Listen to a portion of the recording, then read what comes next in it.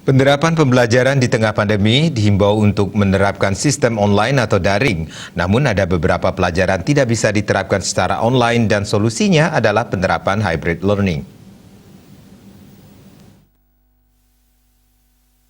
Untuk mencapai kualitas pendidikan yang baik, pembelajaran tatap muka merupakan salah satu solusinya. Namun karena pandemi COVID-19, pembelajaran tatap muka tidak bisa dilakukan secara maksimal.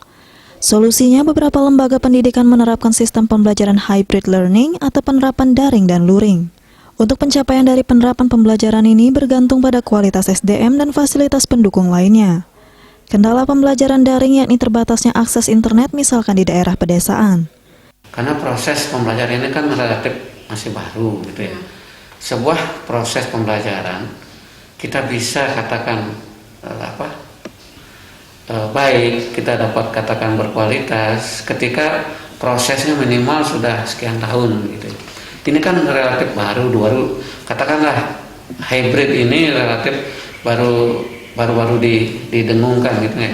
Selama tahun 2020 itu kita belum mengenal apa yang disebut dengan hybrid learning.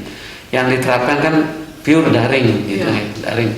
Nah, kemudian memasuki tahun 2021, kemudian pemerintah mencoba menawarkan program baru yang disebut dengan hybrid learning. Tentu ini memerlukan waktu untuk melakukan evaluasi gitu ya. Nah, soal efektivitas atau tidaknya tentu akan sangat dipengaruhi oleh sumber daya manusianya, oleh infrastruktur yang tersedia kan gitu ya. Pembelajaran sistem daring juga harus diperhatikan dengan baik oleh tenaga pendidik karena kedisiplinan siswa mesti diawasi secara maksimal. Pemirsa, ingat selalu terapkan protokol kesehatan COVID-19 secara ketat agar terhindar dari virus corona. Andika, Poli TV.